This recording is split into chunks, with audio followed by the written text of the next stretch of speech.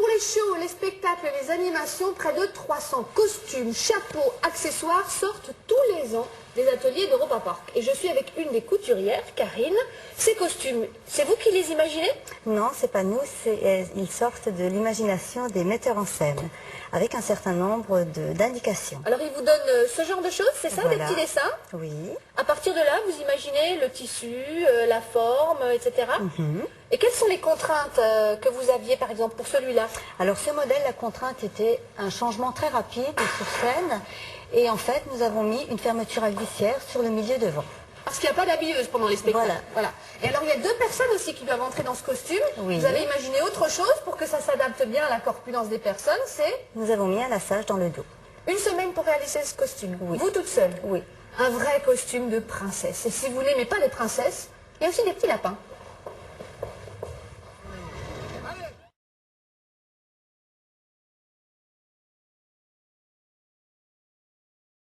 Moi ici je suis avec le responsable de la sécurité et de la maintenance, c'est Thierry Dick. Thierry, vous êtes combien à entretenir tout ce matériel? On est à peu près une soixantaine de personnes. La journée type c'est quoi?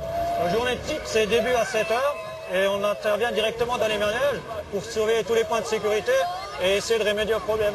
Et en fait à 9 h c'est fini parce que ça ouvre. Exactement, on a jusqu'à 9 h, donc 2 heures de temps, il faut être rapide et efficace. Sur un appareil comme ça, les points d'usure c'est quoi? Ici c'est principalement les gros roulements qui subissent de fortes forces et puis les pneus, les pièces de friction. Et ça régulièrement vous les changez? On change régulièrement.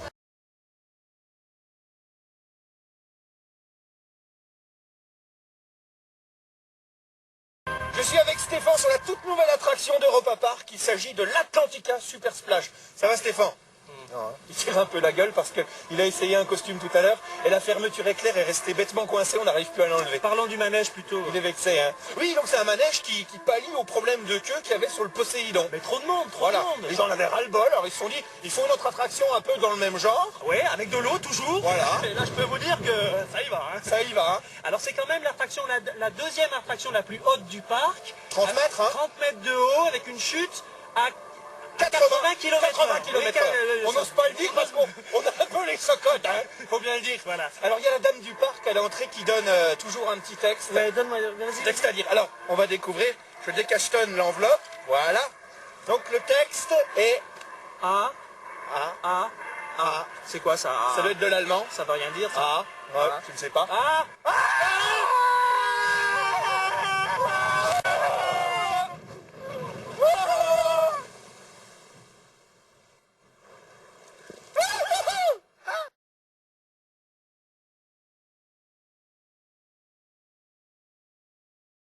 Et c'est super le cinéma 4D. Hein. Ça s'appelle Panda Vision le film. Alors, la particularité du cinéma 4D, c'est que bon, on connaissait les effets 3D et on a l'impression vraiment de toucher l'image, mais là c'est du 4D. Hein.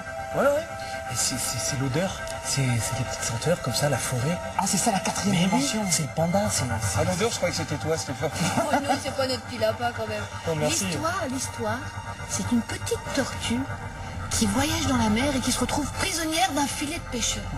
Et des fois, ça fait peur. Hein. Ouais, ça fait peur. Surtout le coup des serpents, on a vraiment l'impression que les serpents veulent nous manger.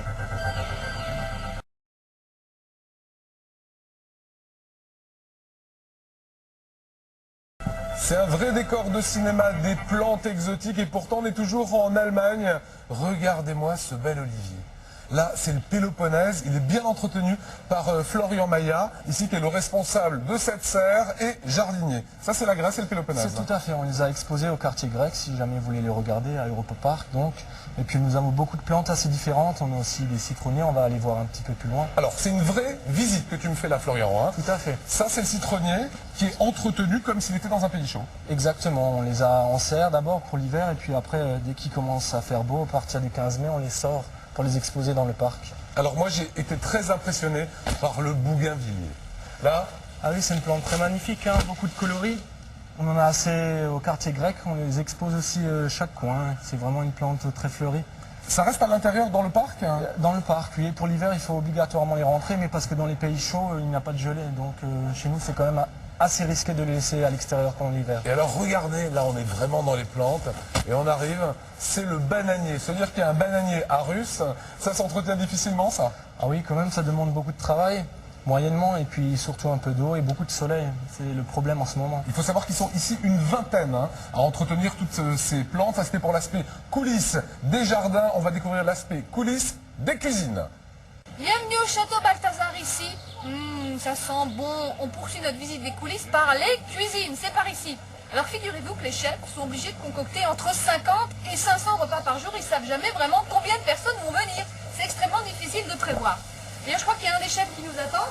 C'est Jean-Marc. Ah ben Jean-Marc, le voilà. Bonjour Jean-Marc. Quelles sont les spécialités que vous cuisinez ici au château? Alors là, on a le chausson de salade, les 3 filets. 3 filets d'œufs. Bœuf, veau, porc. Ça c'est votre best-seller, c'est ce qui marche le mieux. Ouais. Et puis vous avez des poissons aussi? Ouais, de cendre, ouais. De Cendre cendre. du Riesling. Cendre du Rhin. Du Rhin, ouais. Évidemment. Du Riesling. Alors selon les villages, selon les pays, il y a différentes spécialités dans le parc? Oui, comme en quartier Espagne, on a plus de paella ou de Santa Catarina. Très bien. Et ça vous arrive aussi de cuisiner du lapin? Du lapin. Tu veux du lapin? Non, non, non. Au secours, au secours.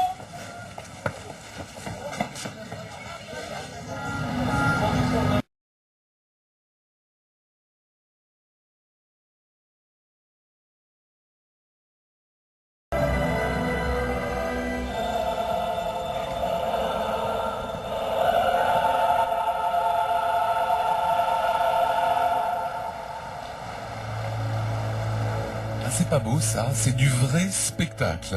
Et le monsieur exceptionnel ici, sur cette place, eh bien c'est Claudio Schultes. Vous organisez tous les événements exceptionnels. Qu'est-ce qu'on entend par événement exceptionnel? Bon, les événements exceptionnels, c'est-à-dire tous les événements qu'on fait pendant la soirée, dans le parc. Ça peut être des petits événements à partir de 10-20 personnes jusqu'à 2000, 3000, même 20 000 personnes qu'on fait ici. Voilà, alors, il faut savoir qu'il en organise 800 à 900 par an pour des sociétés. Ici, on est dans le théâtre dell'Arte. On est en pleine Italie. Cette salle, vous l'utilisez pour faire des événements. Tout à fait. Donc, une grande spectacle qu'on fait ici, c'est toujours en novembre, début janvier. On fait le dîner-spectacle, qui est donc en collaboration avec Monsieur Jung, Émile Jung, le cuisinier bien connu dans l'Alsace, qui fait le menu. Et nous, on fait tous les éléments de show avec, on fait des très très jolies soirées, spectacles ici. Et donc, Émile Jung fait la cuisine. Donc, Émile Jung, il crée le menu pour cette soirée. Et en collaboration avec nos cuisiniers, ils font le dîner-spectacle ici. Voilà, alors pour le 12-14, c'est que de l'événement exceptionnel. Comment s'appelle ce spectacle qu'on vient de voir? Donc ici, on voit le final de notre show, l'anniversaire du Europa Park, 30 ans Europa Park, qui est donc tous les jours dans la variété ici en Italie. Bon, là, je vais vous laisser partir parce que vous avez d'autres événements organisés, c'est ça?